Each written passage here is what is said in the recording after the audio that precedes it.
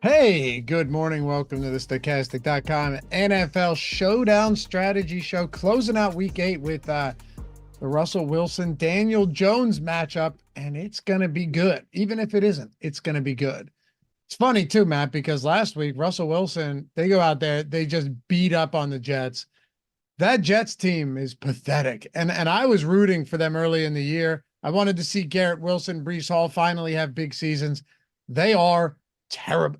You get Devontae Adams, you get Hassan Reddick back, and you drop a game to I don't care if it's a divisional spot. Like you lose Drake May, Jacoby Brissett comes in, they orchestrate a game-winning drive. That Jets team is abysmal. Yeah, I mean, divisional spot is what it is. No one's going into Carolina and excusing away a loss because it's a divisional spot. You just Right. can't lose those games. That team is a mess. They are not getting what they thought out of Aaron Rodgers, nor has the defense been up to expectation. But I think coming into the year, most people would have ranked, New England a bottom 3 team. I don't know. What would you say? Probably a bottom 3 team. Not only bottom 3, but many had them by far the worst team. Like if you looked at odds to finish with the worst record, last team to record a win, this, that, and obviously schedules baked into that, but across the board, like lowest scoring teams, they were pretty much down there at the bottom in everything. I didn't catch the full guy. I was watching Red Zone yesterday, so obviously this game wasn't on there a ton. But I do remember Drake May getting hurt. I don't think that helps the Jets' case. And I'm looking at their drive tracker right now. They actually had some pretty decent long drives, New England, that is. It's a little bit surprising to see this. Apparently, the Jets missed a field goal, too. What an absolute mess of a team this is. What do you do? They've sunk so many resources into this current edition of, I know. near 40-year-old Rodgers. This team is, they're facing a multi-year rebuild now. Are there any spots they could get? Like, are there any quarterbacks you love in the upcoming draft? It's a weak quarterback class, very That's what weak. I thought. So I don't know, man. They're in no man's land. Mm. I get it. You got to make bets rather than, I don't know, sinking the mortgage into trading up for one of these guys, which maybe would have been the answer considering how good some of the rookies have played. They chose to go out and try to sign a veteran. It failed. This happens a lot with teams. Not that long ago, the Broncos were in a spot where they tried to sign Russell Wilson, failed, and then they went out and they had to get Bo Nix. So the Jets probably just going to hit the reset button here pretty soon. They're almost stone dead to make the playoffs. They would need a miraculous turnaround. Yeah, it's bad. And man, I'm a Bo Nix fan, so I've been liking what he's doing. Granted, He's fun. He's fun. Some easy matchups for him, no doubt about it. But he's looked okay. I like him. They probably And even when he's bad, he's like scooting around out there, running like a chicken with his head cut off. He's fun. They got the Ravens next week, though. That should be interesting. We're about to see the fall from grace there for Bo Nix and that Denver team. Maybe not, though. Defense has played well. But anyway, let's get into it. Let's talk a little bit of football here. We'll save more recaps for tomorrow's First Look show, and Ben and I break it all down. But for today, we got Monday Night Football. Steelers at home, laying 6 points against the Giants. Just to set the table here, I think this is one of these spots where if the Giants covered, I wouldn't be shocked at all. If the only reason I didn't bet the under is because I'm terrified that neither offensive line can hold up, Matt, and we have multiple defensive touchdowns or just perfect field position for the defense turns into offensive possessions inside the red zone. But you look at this, like Andrew Thomas going down for the year for the Giants is a huge deal. The Eagles destroyed that offensive line last week. I think they had 9 total sacks or something in that game.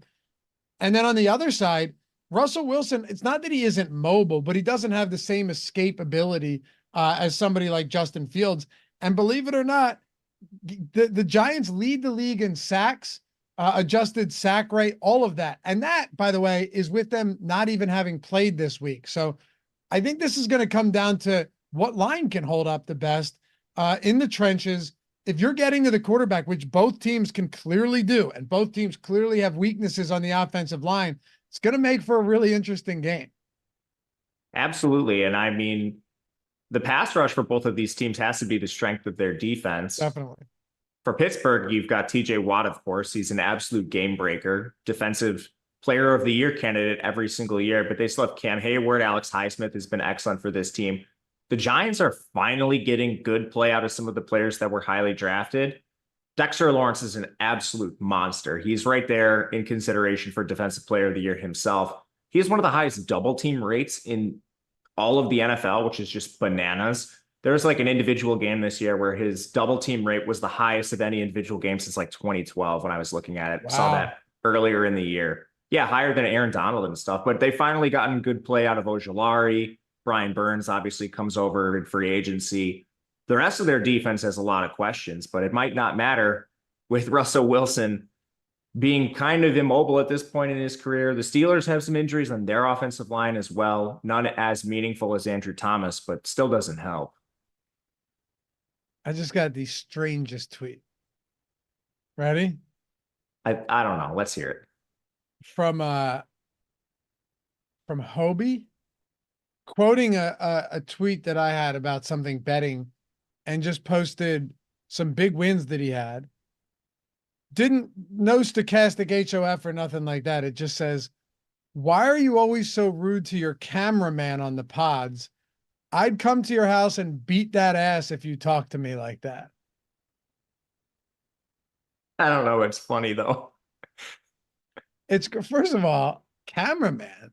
I mean, I assume, and by the way, congrats on the win, man, despite the terribly rude message. I assume he's talking about Jordan Klein. I don't think I'm all that. I think of most of the people that we do shows with, I'm one of the kindest to Jordan Klein. I think you are too. I might say Eric might be the meanest, but they live in the same city. They hang out. It's more guys just busting balls, you know? Yeah. Yeah. I mean, sometimes there's urgency. I understand that may be misinterpreted as rudeness, but it's all love here. It's urgency. Sometimes we just gotta, we gotta get things done. We love Jordan Klein around here. This fella's talking about coming to my house and beating my ass if I talk to you like that. Well, good thing I don't know you, pal.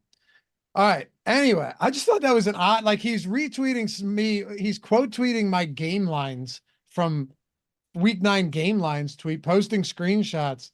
I don't know. Man. Anyway, let's get into it. My first question to you. What is up with this time? Oh, and by the way, happy to have you guys with us. Sorry, I got no sleep last night. I'm running on empty. That's okay, though. It's all right. Happy to have you guys with us. If you don't mind, atone for your sins this morning. Hit that thumbs up, subscribe to the channel, leave a comment down below. It goes a long way, helps us feed the algorithm. Am I burying the lead here, Matt? We had a Stokastic subscriber and a Stokastic avatar shipped the Millie yesterday, and another one come in 4th place. Yeah, you definitely are. I'm surprised this hasn't come up yet. It's a huge accomplishment. That tournament is the hardest tournament to win, I think, in all of DFS. Just with how many people play NFL, this thing is like 300,000 people of the best players in the world trying to take it down. It's a huge achievement. Also, I totally understand when people rip on lineups that just make no sense. I looked at this lineup, and instead of being like it made no sense, and I swear I'm not just saying this because he had a Stokastic avatar. I looked at it and I go, oh, okay. He had a secondary stack for the Bucks and Falcons. He had, who was the defense that he had with a running back? I think Bill's defense with James Cook. I was like, okay, that makes sense. And then naked Bo Nix, which in the grand scheme of things isn't all that crazy because Bo Nix doesn't have any great pass catchers. He has mobility. He can run. And he was also super cheap. So you didn't really need to tie him to anyone. I looked at it and thought it's actually a pretty smart lineup in this spot. And it also faded the chalky Javonte. God, Breece Hall, don't get me back started on the Jets again. What a terrible performance that was from them. And they just decided to run Braylon Allen despite him averaging like 2 yards per attempt, but just got away from all of the mega chalk and it paid off for $1 million, Matt. So shout out to Rick. What a phenomenal day for him. Yeah, and no New York Jets, which was a huge failure as well. Tyreek Hill, Jalen Waddle, both had terrible games compared to their price, and they were mega owned too. And he did eat some chalk. Knicks was semi-popular. QB was pretty flat yesterday, so it looks like Knicks was nearly 9% in the millie. That's about average ownership, but he had played Jamar Chase, who had decent ownership. Tillman had good ownership, and Kate Otten. So he did eat some chalk. It's just a really nice blend of, all right, we've got some players that are highly projected. They're going to carry ownership, as well as some guys that are going to come in extremely under owned. Chuba Hubbard was 1% owned. It helps vastly that this was a really low scoring slate, especially from the studs. But yeah, man, I think this lineup makes a lot of sense for a tournament like the Millie. A couple really low owned guys, couple pieces of chalk, blend it all together, and then you have this. We love to see it. And as always, you guys ever want to get access to the tools, that core package, full $100 monthly package with the sims, with the single lineup sim, ownership, player projections. I mean, just outright building you better lineups with your ability to customize them, and make, don't think it's just like a rigid zero flexibility thing. You can jump in, wrong one, Jordan. You can jump in and you can grab all of the adjustments, whether it's ROI boost, cap, exposure. Now you can set the amount of uniques you want in every lineup. There's so much you can do with it. And we have the entry manager now, which is fantastic. So you don't have to copy paste everything. You just click a button and it's in. All of the links down there, that first link in the description of the pin or the chat, sign up on any of our sportsbook partners, be it Bet365, where you're getting 200 in bonus bets for a $5 bet, BetMGM, Caesars, FanDuel, you name it. Any of the pick'em sites, if you're in non-legal betting states on top of that, sign up on any of them using the link down there. You'll see it, claim offer. Click that, follow those 4 simple steps, make a quick deposit. You get yourself verified instantly in a minute. Bet, once that bet settles, win or lose, just send us a screenshot at support@stokastic.com with your screenshot of your settled bet and with your welcome email, and you've got the entirety of the month, any sport you want, core package. And the best part, you can stack them. Say you signed up at 5 books or 5 pick'em sites. Guess what? Now you have 5 months. Mix and match however you want to do it. Matt said you could carry yourself all the way through a season doing this. So if you're still out there and you go, I haven't signed up at any of these yet, not only are you getting bonus bets, are you getting the first bet safety nets with big bets there, the first match deposit bonuses, but also all of those free months over with us to utilize our tools if you haven't been able to do so yet. So 21 years or older to gamble. As always, if you have a gambling problem, call or text 1-800-GAMBLER. But that's the way to get in the door. Shout out to Rick. What a massive win. Millie and Red Skittles 4th place in the Millie as well. And Tom Kennedy was 10th. You couldn't see it there. But we had 3 Stokastic Avastars in the top 10. What a day. Let's go. Talk to me about Tyrone Tracy. What are we doing with this price point today? Because it's just too low. I flat out don't see any way you really get away from him. I got a fair amount in the early sims. I think this is going to come up throughout the day. It's just an error in pricing. And I think you go back and you look at last week and you probably see the opportunity fairly close between these guys. Tyrone Tracy, 6 rushing attempts, and then he had 3 targets. Devin Singletary had the 5 rush attempts and 1 target. But you go and you look at the snaps and the route participation and everything else for this team. It's just so far in favor of Tracy. Maybe you could make an argument that another game removed from the injury, Singletary will be back to more of his normal role, but I don't see that being the case. Tracy's just flat out outplayed him. He's an excellent pass catcher. He's stood up in all of the key areas. Like his pass blocking has been excellent. You just go and cross-reference like what PFF has for grades there. He's not your typical rookie where he struggles in that area, at least on the small sample he's spent on the field. So I don't really know what he's done to lose this role to Singletary. He's just flat out been better. And if that's the case, and we see him out-snap Singletary again, something like, I don't know, last week was 39 to, or excuse me, was 39 to 12. I mean, he's just probably the most underpriced player on this entire slate. Yeah, and not only that, when you look at the routes run data last week, it was just massively in favor of Tyrone Tracy. Now, if you're playing from behind, even if you aren't, you mentioned something important, the pass blocking ability of Tracy. Like he ran, okay, so last week, 27 routes, Singletary ran 6 routes. That's a huge discrepancy there in the backfield. And if your offensive line's already banged up, you've got pressure coming from everywhere against Pittsburgh, maybe Tracy's just out there a ton. I think he probably will be. Obviously, there's still a little uncertainty because we haven't seen it over a long sample, but it just flat out doesn't really make sense to trot out Singletary there when he's been worse, whether it's injury or what it is. Old age, just he's never been the most efficient player, to be honest. But Tracy's also a converted receiver. They drafted him to potentially take over that third down role, and then he's been able to take over more, which is a nice bonus for the Giants. Plus, with their offensive line concerns, he should be a beneficiary of quick checkdowns from Daniel Jones, although that's never been something Daniel Jones does a ton of. Sometimes he scrambles instead of checking it down. But still, he's out there, and that's what's important. That price point's insane. I just can't. What's the argument for getting away from Tracy today? I don't really think there is a good argument. Like it's not a good matchup, but it doesn't matter. It's a 1-game slate. Yeah, 100%. If the slate started today, or excuse me, started right this minute, I think I would give him a boost. And I got a fair amount of him. It's almost 50% in the flex. I would like a little more captain, I think, though. Got him at 5% there. The only thing I worry about a captain is maybe you run into more duplication with the cheap price. Sometimes you see that. You can jam all the studs. But I don't know, man. Even as an underdog, he seems pretty insulated to me because of that pass catching role. I know. And another thing, too, the fact that you look on DraftKings, he's basically half the price of Devin Singletary. There's not really a reason to get away from that. I imagine, the price algorithm probably isn't going into like snap counts and stuff.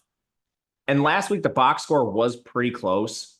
So I guess I get it. It's still a pretty egregious error, but I don't know, man. It gives us a nice buying opportunity. Our ownership on him is not crazy, which is surprising to me right now. Obviously, you have to monitor this stuff throughout the day. And there are plenty of options, especially among the studs on this slate. But yeah, I don't think I see myself getting away from him. For what it's worth, he's $1,000 more expensive than Singletary on FanDuel, just so you see the difference here. That's good context. Yeah, $1,000 more expensive than he's only $1,000 cheaper than George Pickens on FanDuel. So, yeah, different slate over there for sure. Then very different. All I'm saying, and for what it's worth, I'm getting a good amount of Tracy. Like I have not a ton at captain, but I have around 50% at the flex right now. So yeah, I'm getting a lot of Tracy. I'm basically getting no Singletary. And on DraftKings with those prices the way they are, doesn't surprise me at all. And what about the passing game for the Giants, where you've got a guy in Wan'Dale Robinson? I said it earlier in the year. This guy's going to have 200 receptions and 500 yards. It's crazy.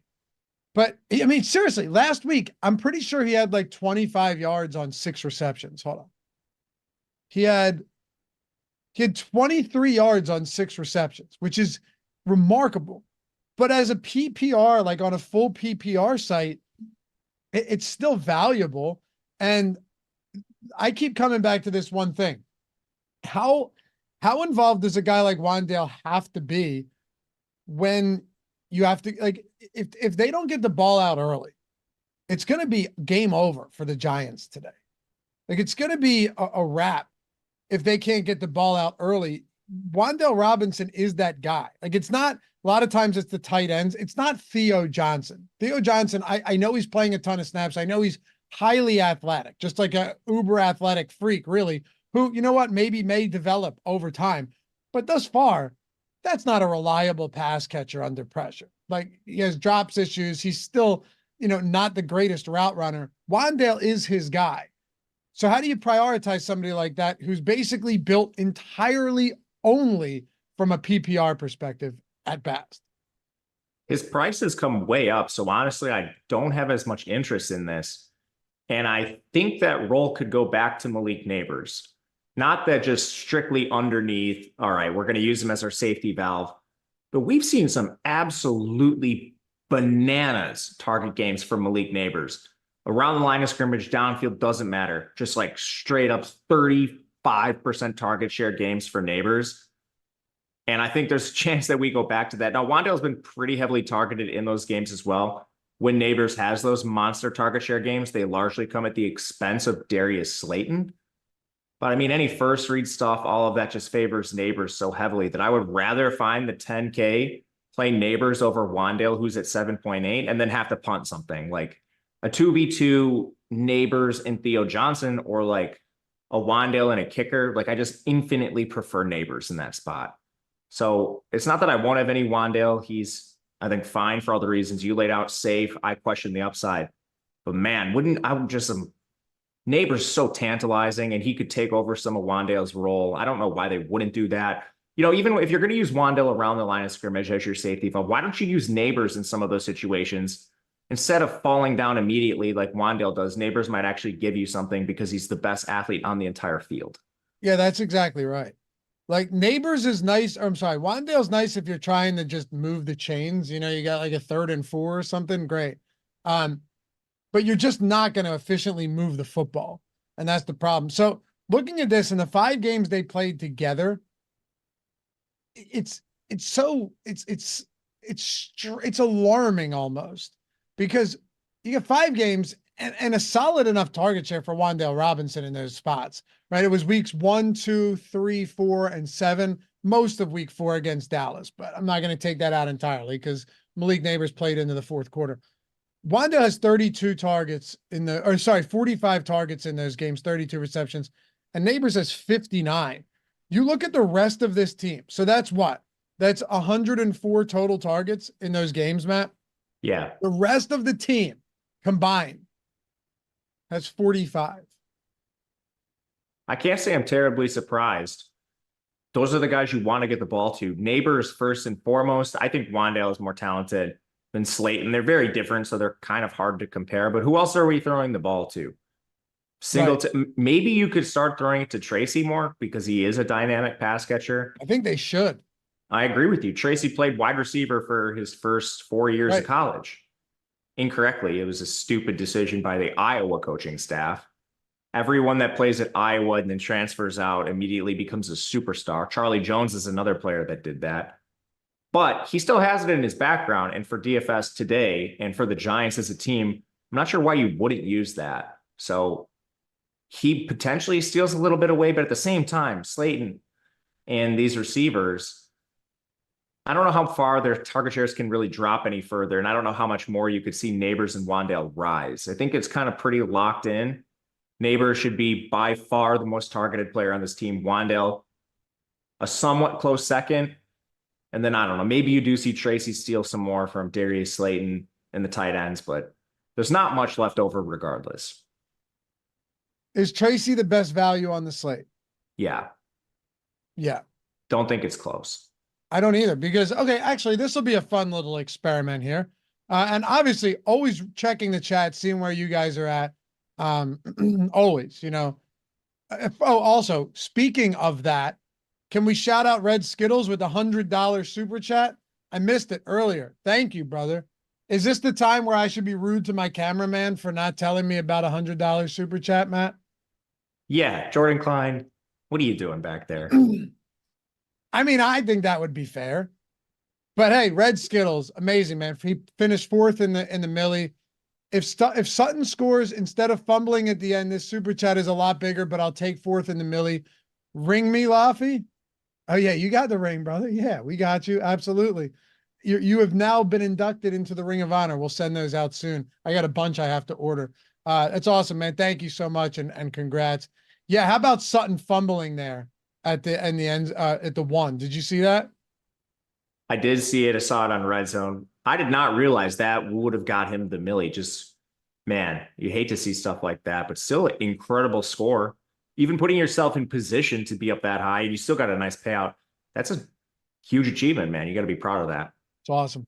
I was sweating a anytime touchdown parlay, so I was hoping he'd fumble there, and then Javonte would run it in. Everyone scored but Javonte in that game. That was fun.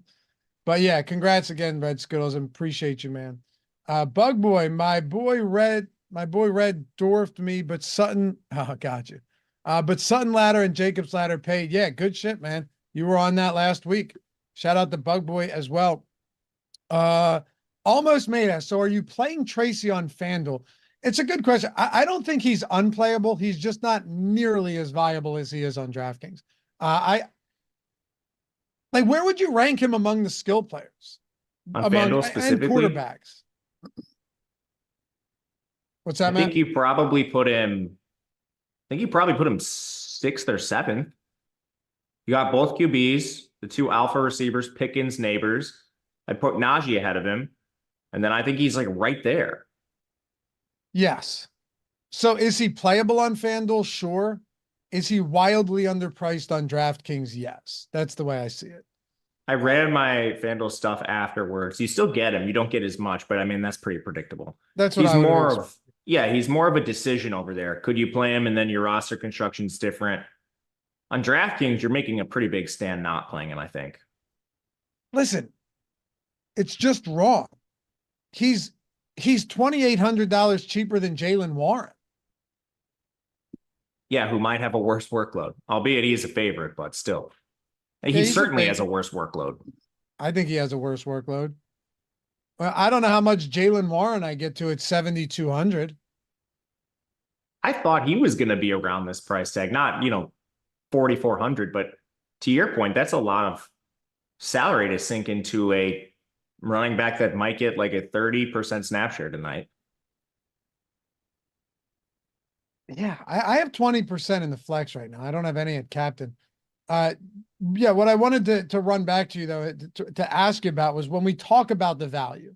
All right, so that's kind of always one of the crucial parts of the slate from a showdown standpoint. Like, yeah, obviously getting the right builds and not getting too chalky, not being too duped.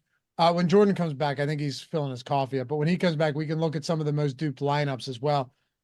Where does the value come into play? Some slates, there's nothing. Some slates, it's okay. Some slates, it's amazing. Outside of Tyrone Tracy, who I think we've kind of, we've beat that one to death to this point. You're looking at what? Darnell Washington, who didn't run many routes at all last week. I think he ran, am I wrong? Did he run like 10 routes and was targeted 4 times or something? Yeah, that dude is so awesome. I wish he would play more. So he's down there. Calvin Austin, Van Jefferson's 4K. So everybody from like the Tracy and down range, if you want to include kickers, fine. But like, what about the guys below Tracy? Theo Johnson's playing a lot, but he's just been wildly unproductive. I think he's viable because he's so cheap and athletic, and maybe eventually you get that game, but it's not exciting. No, it certainly isn't. You named the guys I would consider as pivots, but they're all going to project pretty significantly worse.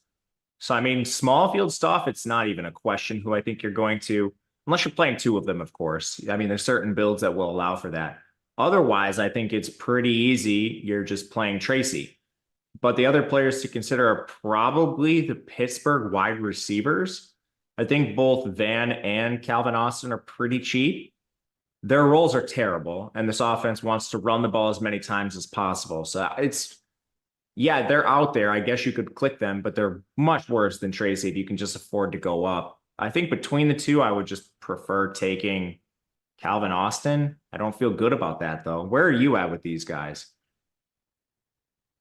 I mean, Washington actually seems viable to me. That's where I'm at. I need to get over my bias with him. I am so positively biased towards this guy. He ran. Oh, you're saying positively okay. I've loved this guy since Georgia. He is an absolute alien of a human being. He's like 6'7", 300 pounds, and he ran like a 4.6 40-yard dash. He's huge. He's huge. Matt's wagging of the day. Okay, so last week, he played 53% of snaps to Freiermuth 71. That's a little bit misleading, though, because Freiermuth ran 25 routes. Darnell Washington ran 9.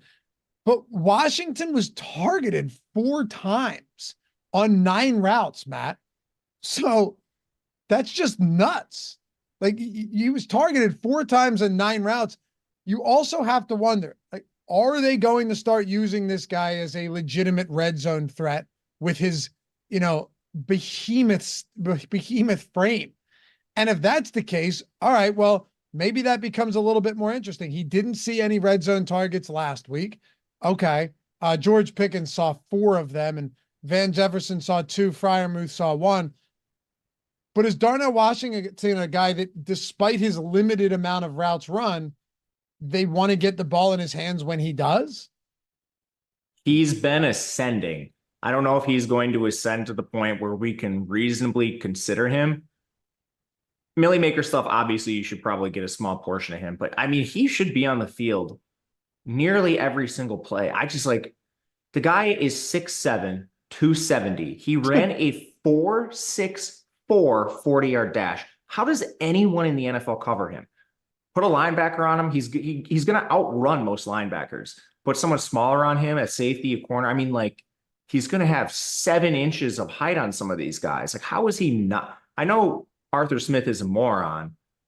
How do we not have this guy on the field? And the other thing, too, is he's so good at blocking. You line him up in line and you want to run any sort of run play. I mean, he's basically a 6th offensive lineman. He basically gives you what Patrick Ricard does for Baltimore, except he's super dynamic as a pass catcher. I don't know. I have a hard time with this player because I think he's like the best tight end in the NFL. Just if he had a competent offensive coordinator, imagine what you could do with this guy. It'd be insane to like fully unlock him. Yeah, imagine if he was with like Kyle Shanahan or something. Man, a ton of 12 personnel for the Steelers, huh? They should do that. They have the best, arguably the best blocking tight end in the NFL. One of them. Michael Pruitt came back and played 44% of snaps last week too. That I don't understand. Why are you playing him at all? Go look at the snaps. Go look at the snap counts for tight ends last week. 71% Freiermuth, 53% Washington, 44% Michael Pruitt, and 15% Connor Hayward. Yeah, he's like a fullback, so I guess I kind of understand him. But Michael Pruitt, he should be inactive. Yeah, why do they have 4 tight ends active? I guess I understand. They're going to use it at like the highest rate in the NFL. So for them, it maybe makes sense. So then what type of upside do you have for these receivers where you're not getting a lot of 3 receiver sets? Like you look at this, Pickens is going to play the most, but even he is like a 75, 80% snap guy. Not that that matters, but you know, over the course of the season, Calvin Austin played 50% of snaps last week. Van Jefferson's been all over the map, but 62%. Scotty Miller and Brandon Jones played 7 and 10 snaps each, respectively. Yeah, to be honest with you, I don't have a lot of any of these guys for the reasons you mentioned. It's almost like Baltimore, but beefed up a little bit because they don't pass as much as Baltimore. Not that Baltimore plays a lot anyway. They're using a lot of 12 personnel and weird formations, but they have more players involved than Baltimore. You have 3 tight ends and a fullback. Then you have specific packages for receivers not named Pickens, and sometimes Pickens doesn't even have a full snap share. I was encouraged last week. It was a much better like route and snap share for Pickens, so hopefully that's just on the rise. Wilson seems to like him a lot. But yeah, I mean, who do you play and feel good about down in this area? For me, it's just basically Pickens, Najee, and then a fair amount of Russell Wilson because Warren's so expensive too. As much as I like Darnell Washington, you can't have 9 routes and then play like a lot of this guy. He's just a sprinkling. Honestly, the 4th guy on my list might just be Freiermuth. Freiermuth probably makes the most sense because he's at least running a ton of routes. And yeah, week over week, I know last week you saw 4 targets to Washington. You still would think that Freiermuth is prioritized there in the passing game. You know, I'm looking over my exposures right now. I ran it 10K field in the contest generator. And then 25% to first in the sim. And, you know, what stood out to me more than anything is just the fact that I'm going down the list. I'm looking at the value that I have. I'm going, okay, where's the value? Where's the value? Check this out. Outside of Tyrone Tracy, who's 4,400, my 3rd highest exposed player at flex, which I'm perfectly okay with. I wouldn't care if he was my highest owned exposed player at flex, but I'm getting around 50%. Outside of that, I do not have exposure to a single discounted skill player until I get to either you want to count Darius Slayton at 10% or $3,000 Calvin Austin at 6%. What I mean by that, and I'm sure you guys know exactly where I'm going here, is that before I get to any of those cheap skill players, it's Steelers D, it's Chris Boswell, it's Greg Joseph, it's Giants D, all 20+%. So it's just like the Sims right now, and I totally get it, prioritizing, not to an insanely high degree, but prioritizing kickers and defenses, and of course Tyrone Tracy on DraftKings ahead of all these other value guys you and I are talking about. I think it makes a lot of sense. If you force me to rank the value guys not named Tyrone Tracy, honestly, I might say Theo Johnson's my second favorite, with the caveat that there's a large gap between them. With Theo Johnson, what is the difference between his role in Calvin Austin and Van Jefferson? But you get him at a cheaper price. So it's like, to me, why not just go all the way down? Like, ensure you're getting neighbors and the studs you want, and then you just play the cheapest guy of this bunch. Because I don't really have a lot of interest in anyone else, especially not the Steelers wide receivers. Like, Theo Johnson's on the field more than those guys on average, too. He's not good, but why not? I could not agree more with you here. Like, in all likelihood, it's not a great Theo Johnson game, but you could say the same for Van Jefferson. You could say the same for Calvin Austin. You could say the same for a far more expensive Darius Slayton, don't you think? I mean, Darius Slayton has had himself some games, but the absence and then the return of Malik Neighbors cannot be overstated. Like, you know, you look at the two games that Neighbors missed against Seattle and Cincinnati, right? Slayton had two really solid games, one great game. Shout out to Greg. He was all over that. Helped me place pretty high in a few tournaments that week. 22 total targets, 14 receptions, 11 targets in each of those games. Look at the games where you've had both Malik Neighbors and Wan'Dale Robinson. He's been active in all of them, but both of them active together. Targets for Darius Slayton, 4, 4, and 2, 5 in the one where Neighbors got hurt, and then 1 target last week against Philadelphia. When Neighbors is healthy, Darius Slayton is not a $5,800 guy in the flex. He is not a $8,700 captain, especially against the Steelers. Just give me Theo Johnson. It's one of those kind of like, all right, fuck it. Theo Johnson, dirt cheap. He's on the field most of the game. Maybe we just get the decent Theo Johnson game, or we don't. But his target share isn't all that much different from Slayton when Malik Neighbors is on the field. That's what I'm saying. No, it's not all that different, and it's not all that different than Calvin Austin and Najee Harris. And honestly, the most likely situation is all of these guys fail. And wait, Najee Harris or Van Jefferson? Sorry. I'm talking about just the cheap receivers. Well, you said Najee Harris. I want to make sure you're talking about Van Jefferson. Oh, sorry. Yeah, I was looking at the whole. Najee Harris has more targets than Van Jefferson. Excuse me. That's probably where I got that. That's probably where it came from. Yeah. Van Jefferson is the same amount of targets as Theo Johnson, and Calvin Austin only has 5 more, and Calvin Austin is 21. So, yeah, I mean, with the likely situation being they all fail, why not just take the cheapest one and then ensure your studs? Michael Armstrong, I actually don't disagree with you at all, man. He said, we always hear about these freak athletes at tight end that never do anything. I think NFL is more than just the objective measurables, I guess. No, you're not wrong. Like, don't get me wrong. Some of them end up being good, but then you also have a lot that just don't, Matt. Like, how often do we hear about these guys that are freaks at tight end and they just fizzle out? So he's not wrong, but also it's a 1-game slate with a 36.5 point total and 2 massive target hogs on the Giants where and then on the other side, a bunch of guys that don't get really significant opportunities outside of George Pickens. So I don't disagree with him, Matt, but I don't know how much I factor any of that into a 1-game slate.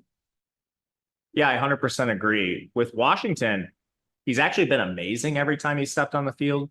But part of the problem for DFS is he's such an amazing blocker that they'll use him as a 6th offensive lineman. So it doesn't really translate over to DFS. He just is like one of the most athletic human beings in the NFL when you consider size and weight. And he's very good as a receiver too. He had a great showing in their last contest on his 4 targets. It's just they're not going to ask him to do a lot, and that doesn't really work for DFS. Right. And honestly, Michael could have been referring to Theo Johnson as well, because he was a good athlete too. Yeah. Yeah. Like truly an athletic freak. But there was like Jelani Woods is the guy that I wanted to be good so bad because you saw those flashes, right? Like I won't forget. It was actually against Pittsburgh on a primetime game where Jelani Woods kind of broke out and had that, like a couple huge plays early in the game a couple years ago before he started getting injured all the time. maybe we just get that random Theo Johnson game before he goes back to the cave. Like, that's fine. You know what I mean? It doesn't matter to me. Give me that one game. And then we can hide him away again and never talk about him. And then chop back out the Theo Johnson discussion. So anyway, who else haven't we gotten to? What a weird slate. We haven't talked a lot about the QBs. We haven't talked a lot about Najee. I like Najee. I think he's pretty safe, and there's the salary to go up and get him with the value guys. Warren being back in the fold hurts him a little bit, but I still think he's fine to play. I had a decent amount of him. How much of the QBs did you have? Of the quarterbacks, a decent amount.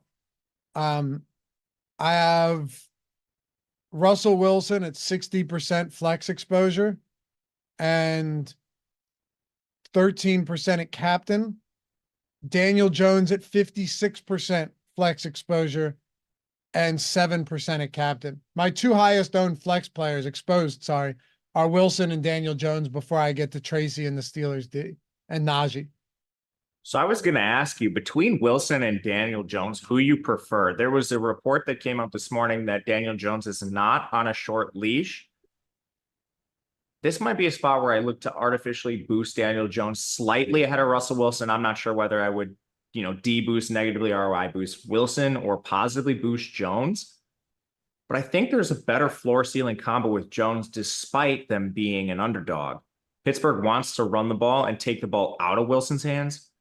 Daniel Jones actually has rushing ability, giving him a pretty good floor, and they have to throw the ball to evaluate him as a signal caller. So I kind of like Jones more than Russell Wilson. I do too. They were talking about him being benched last week. I just thought they were getting crushed. Yeah, they did. They got annihilated. Right. Like they were getting smoked.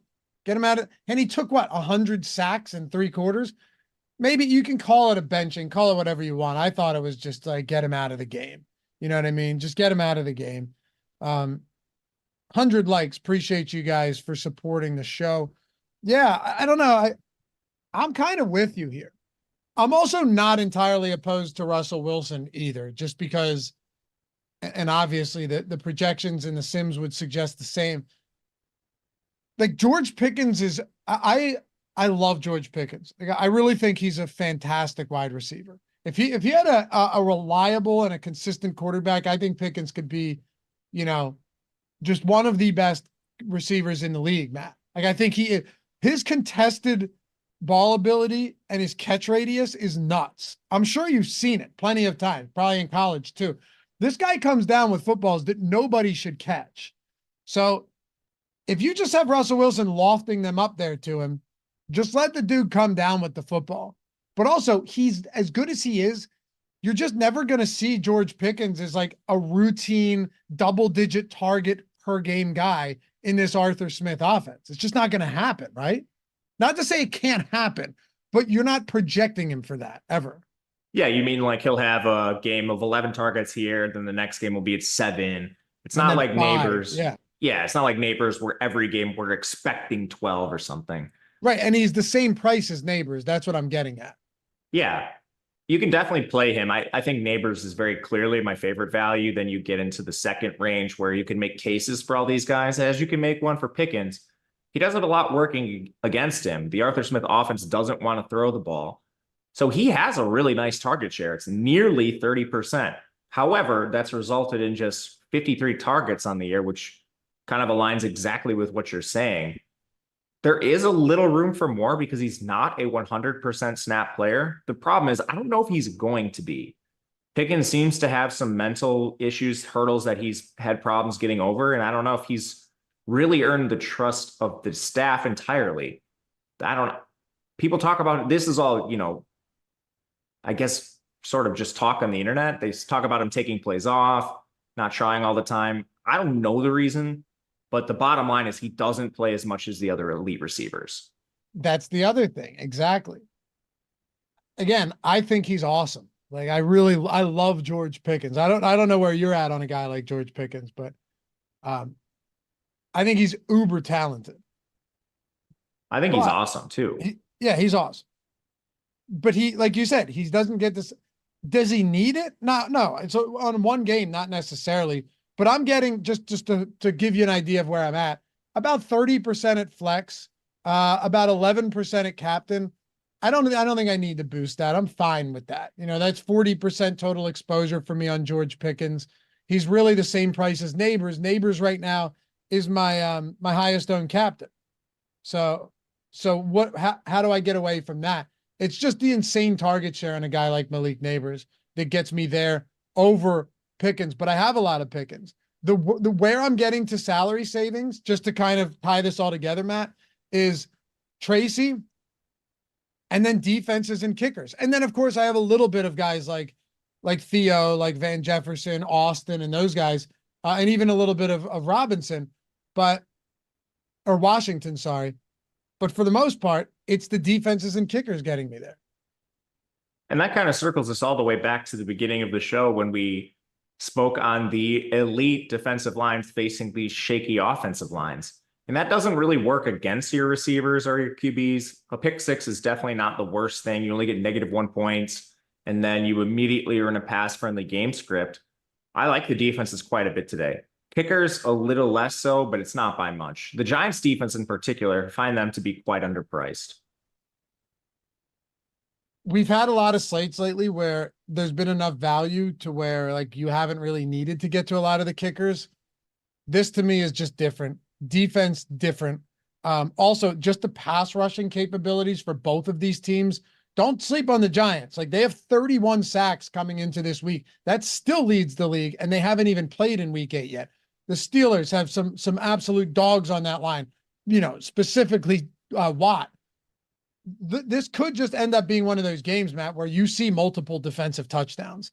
You can't project for that. You can't predict it. I'm not going to ask you to do so, but even the Giants defense, I'm not writing them off. I have 23% Giants defense at the flex spot, a lot more Steelers, but this is where I'm getting to right now. If I get if I get destroyed, and maybe I'll feel differently tonight. By the way, it's you and Greg tonight on Live Before Lock. I had to take, actually I have both of the Monday and Thursday night Live Before Locks off this week. I got to take my kids trick-or-treating on Thursday. It's the right thing to do. But if I get killed by not having enough like Washington or Jefferson, and that's the reason I lose, and they just have like a legacy game somehow, I think I can live with that tonight.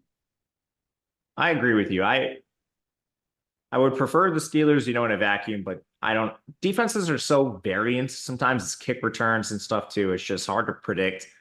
What it comes down to for me is on this slate, I don't think you really need to go all the way down at the bottom too. Once you have Tracy and you can play a kicker or defense, as I'm scrolling through my lineups, kind of just top-down point of view, I didn't get a ton of these value guys because I don't think you need them. Even if you captain Neighbors, like let's just go all the way to the top, you can still very easily play 2 more studs, 4 sometimes, Tracy, and then have enough for a kicker or a defense. You don't need to go all the way down there. If you captain a cheaper guy like Tyrone Tracy, you absolutely don't need to go down there. You're kind of just struggling to even use all your salary. And I think that is, we don't have the Lamar Jackson. We don't have the Alvin Kamara. We don't have the guy who's exorbitantly priced. We have expensive players, but the ceiling isn't quite as high on price as it usually is. Then you combine that with a very underpriced running back. Salary is no problem today. I flat out don't think you need to play a lot of the Van Jeffersons, Calvin Austins, Tyrone Tracy's, especially not in small field. Like I wouldn't even be considering those guys. The more we talk about this slate, the more I like it. That usually happens to me. Like you'll go in and you'll see Jags playing Carolina or something. You're like, I don't want to watch this. Then you dive into the slate and you're like, damn, I'm excited to build some lineups.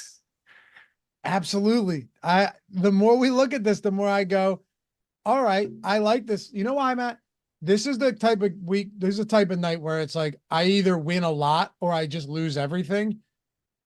And those are exciting spots until the end when you typically lose everything. But going into it, that's pretty exciting because I definitely think that people, this as well as I do, even on these slates, people are they're a little bit more open to playing defenses and kickers now than they used to be, but people still don't love playing heavy kicker defense lineups, right? They're like, oh, well, I'll put a kicker in but I don't want both of them, or I don't want both the, you know what I mean?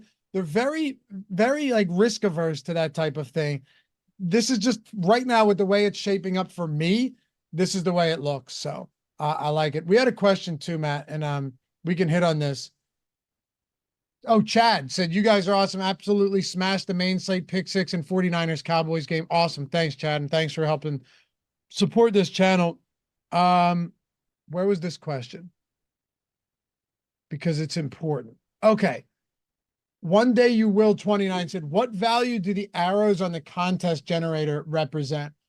So Matt, a lot of times people think that that means that you're boosting the amount of exposure you have to them, but it's not. It's you're trying to get ownership as close to the pool exposure as you can, or unless you just think that like a guy is going to be more popular than he actually is, or less, then you can boost ownership up or down.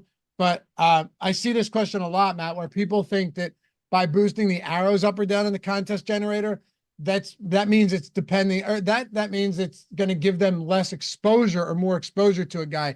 But that's not what it's doing. It's boosting the ownership when you're running the contest generator and generating the actual fields and the lineups before you go to the pre-contest sim. Yeah, that's well said. I would be very careful with this tool unless you get late news or have like some legitimate information. Our ownership is extremely accurate. This is actually something I never touch. No. The only time I'd ever touch it was with like baseball, where you have to make some tweaks to line up pool ownership with or pool exposure to ownership. I want them to be close. But like looking at this now, I just ran one and everything's within a percent. So don't touch that. If you wanted to, like if you're actually trying to make adjustments, you can go in and do ROI boosts and cap exposures and stuff like that. And you can go into projections in the pre-contest sim and mess with the projections. Just be careful when you're doing that. Just arbitrarily changing projections and stuff will get you into quite a bit of trouble long term, but that's where you can make all of those adjustments. And for those of you guys that missed it at the top, we'll build a lineup right now, Matt, by the way, unless there's anything else you want to get to. For those of you that missed it at the top, if you want to get in on the single lineup sim and on the sims itself, our boy Rick had $1 million win last night. Stokastic sub. So did Red Skittles coming fourth in the Millie. Tom Kennedy 10th. We had 3 in the top 10. Let's keep this going. If you want to get involved, you want to get the tools, obviously jump in the Discord. I get these DMs all the time. The Discord's free, guys, with any sub. It comes with the sub. So like you don't have to pay any extra. Just jump in the Discord. Super helpful over there. That first link in the description will get you a month to core any sport you want, $100 value. Just use those claim offer buttons. Sign up at one of our sportsbook partners. Get the bonus bets over there, like 200. If you're in the state where Bet365, that's the clear option. The deposit 10, bet 5, get $200 in bonus bets. And then just follow those steps at the top.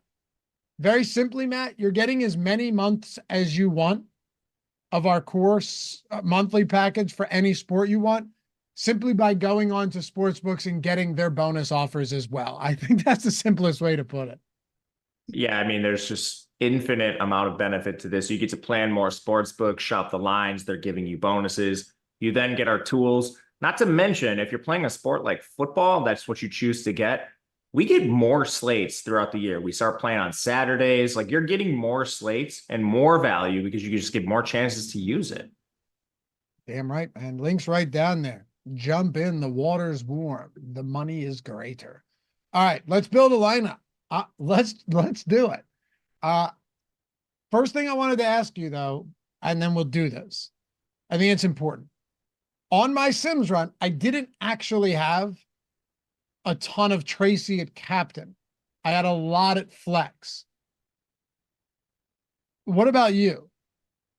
I ended up with 5% in the captain. Most of my captain exposure nearly 50% went to Neighbors and Najee. Then there was about 25% to George Pickens and Russell Wilson. Tracy came in at around 5 individually. I think if the slate started this minute, I would boost that. For captain. Not a lot, but a little bit. You know what? Why not? It's a 36.5 total game. Exactly. I mean, he catches passes too. You could just walk into the optimal captain play if they get rolled and he has like 6 catches. Right. And I mean, realistically, he doesn't even need to score to be optimal, I think. I will say, I don't think you need to go here. When I was just messing around this morning with the single lineup sim, it's pretty easy to build an awesome lineup, even if you go all the way to neighbors. When I used Tracy, there were times where I'm like, what am I going to do with his salary? Yeah. Well, that was why, like, that was my, when I looked at the Sims run, because I always like, I know you do the same. We'll run the Sims and see what exposure we're getting, and then kind of like reverse engineer it from there, right? It's the easiest way to do it and go, okay, this is why we're getting this. This is why we're getting this. And Jordan, actually, never mind. I was going to ask you to pull up the most duped lineups. Do that while I'm talking real quick. Just throw it on the screen for anyone who's curious, because I like to see that as well. And Matt, the first thing that came to mind was, oh, no wonder I'm not getting to a ton of these dirt cheap guys. I don't really need to, as long as I'm willing to go defense and kickers. Yeah, I always run the sim too, but I like playing around with the single lineup sim, especially as prep for the show, because it kind of gives you a feel for the slate. You know, Same. if you throw Tracy in the captain spot, or at least what I noticed this morning, it's like, all right, you can play a lot of studs, and then if you play a second value guy, you're leaving an insane amount of salary on the table. So it just kind of gives you really nice context. You figure out what projects well, what you don't, or what you shouldn't be doing more than anything. It helps me not make those lineups. But yeah, I like Tracy in the captain. I still think I would boost him a little bit, but I'm not sure we need to. I have only 3% at captain, but 50% at flex. So let's try this out. Why don't we go with the neighbors captain and see how that plays for us? Like, let's go neighbors Tracy. Love that. I had no problem with that build this morning. Okay. Yeah, me neither. Neighbors, and then we'll plug Tracy in. 4,400 is, it's really one of the most egregious mispricings I've seen this season. Yep. All right. By the way, I had that. How do I forget to ask this? Are you interested in Singletary? Not a lot. He's way too expensive. He's just like an extreme leverage play. Yeah, Millie it's a maker style stuff. bad spot, low total. It'd be different if this is like a 50-point total game and you're like, you know what? They're just going to carve through this defense like a knife does through butter, Matt, but not here. I Like, got you'll take 0% in the Sims. me Not too. even one lineup. I'm sorry. No, I got 1%. I got 0 He's so expensive. Who do for you the want as your backup running back. What's that? For the backup running Yeah. back. Who do you want to the next flex spot? I want to go Daniel Jones. I want to play him with the like. It's not a full Giants onslaught right now, but you already have neighbors. You already have Tracy. I think Jones is a better floor than Russell Wilson. Ceiling, I think you could debate, but no I'm problem with with you. him here. Also, I like the idea knowing that someone in Tyrone Tracy could have a 5 reception game or something like that. Agreed. Yeah. It's pretty crazy. Pittsburgh has actually allowed a lot of passing yards. I was looking at it this morning. They've allowed the fifth most passing yards to opposing wide receiver or running backs this year. And I did not know that. yeah, all of the teams who have allowed more than them have played 8 games. So the Steelers haven't even played 8 games yet, which is pretty interesting when you consider again that they have not even allowed that many targets, but just yards per reception. Really, that's a spot they've struggled. They've allowed essentially no rushing yards to opposing quarterbacks, 52 total rushing yards to quarterbacks this year. And some of that is because they have that can be very noisy. And some of them is because they just haven't faced a ton of mobile quarterbacks. But this might be like dump off heaven for Tyrone Tracy. And I'm here for it. So let's go Daniel Jones. We have 7,100 per player remaining. I'm going to plug in Chris Boswell. Okay, I think we can still play another stud, whether it's Pickens or Wilson. I think I would prefer George Pickens. Do you have a strong argument between those two? No, I'm fine with that. All right, let's go Pickens. All right. And then that gives us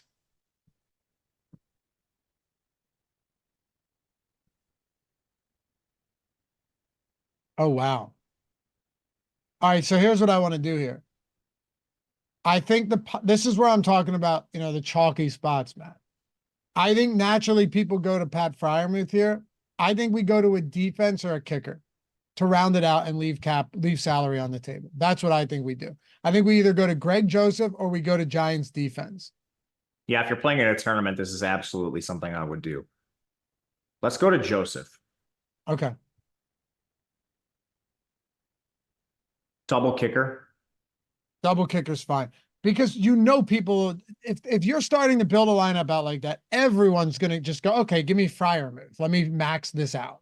Yeah, and that's what I would do if I was playing a small field. But if we're playing anything bigger, I don't know, like 10K or more, I'm making this swap. Exactly. And there we go. 55% sim ROI. Not bad.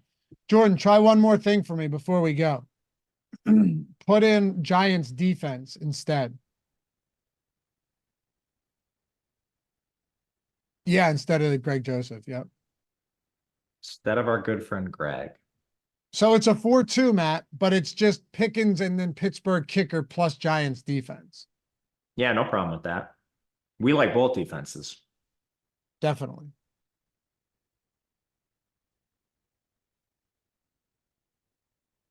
How about that? The difference between Greg Joseph and Giants defense is like 60%. That's negative. Pretty wild. I wonder if it's salary stuff. Like we're just leaving a lot of points on the board. That is pretty crazy. Okay. Wow. That's why I love this tool. Me too. I would have thought that it was pretty close between the two of them. Me too. One more thing, Jordan. Go Greg Joseph instead of Boswell. What do you think, Matt? Better or worse? Greg Joseph instead of Boswell with I think worse, just the implied team total. Yeah, I think you're right. Even with Giants D in there, so it's probably bad. Yeah. We'll see though. Probably worse. I think you're right. Oh, okay. So the 5-1 onslaught. They liked it? Yes, 61%. It's our best one of the three. Okay. I have no problem with that. I love how you can make one or two little tweaks to see like what's driving the sim. Yeah, I 100% agree. It's great feedback. Even if you're not running the full sim, you get it's a ton of context that you don't normally have. It's the instant feedback that helps you just be a better DFS player. Absolutely. You want to call it there or you want to try one more? Do you have one that you want to run? Yeah, I'm at least interested to see. I assume most of them are going to be negative simmed ROI. I'd be curious to try Tracy at the captain. Yeah, let's run one. Why not? All right. I think we do the exact same start we did last time, except we flip Tracy and Neighbors. Okay. Unless you don't want Neighbors in there. No, of course. Yeah, of course. I'll go Pickens here. Actually, no, I'm gonna go Najee. I like Najee a lot too. All right, so we still have 8K left when we do this. This is insane. We got to go one quarter. Do you want to go Daniel Jones again? Yeah, that's who I was gonna say. Jeez, you go Daniel Jones, you have 7,400 left. It's bananas. Oh man. All right. You can make some real good lineups with it. Very good. Give me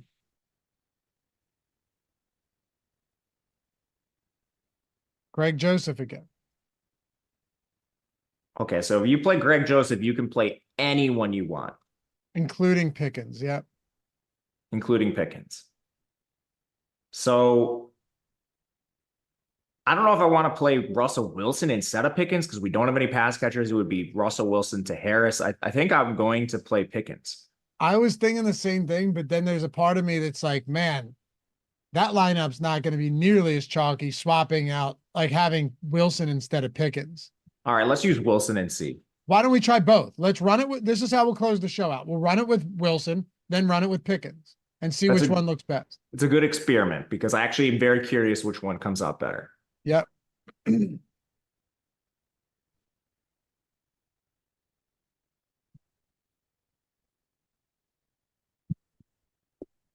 I think it's going to be good with Wilson. Yeah, you brought up a good point. Yeah. This is just, this is why it's great getting feedback, because at first instinct, was that the Wilson one, Jordan? Yeah.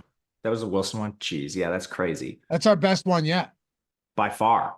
So, okay, Tracy at captain, just get a little bit weird. Just get a little bit weird down below. All right, we can take a guess here. I don't think the Pickens one sims out nearly as good as this. What do you think? Yes or no? I think so now. Now I know what the Wilson one simmed out at. Well, but this is why the sim tool is so great, because you have, at least me, you just heard my internal bias. It's like, oh, we're Russell Wilson without a pass catcher. Do we really want to play this? Yeah, it's worse. Bolston did pretty well though. I mean, we're like 4 for 5 today, which is shocking. That's our best slate ever so far. You know what? It's already a win. We don't even need to play the slate. I have to play now. I'm kidding. Appreciate you guys. You're the best. You know what, Matt? Screw it. For the people, we'll take 2 seconds here to build a FanDuel one. Someone said with Tracy at MVP. I don't want to do Tracy at MVP here. I don't think that'll do well. What I want to do is go with your boy Daniel Jones at MVP. Okay. Go Daniel Jones MVP. Of course, just totally different format. Now we need 4 flex players. You're up. I still think we go neighbors even over here. Me too. Do we have good value?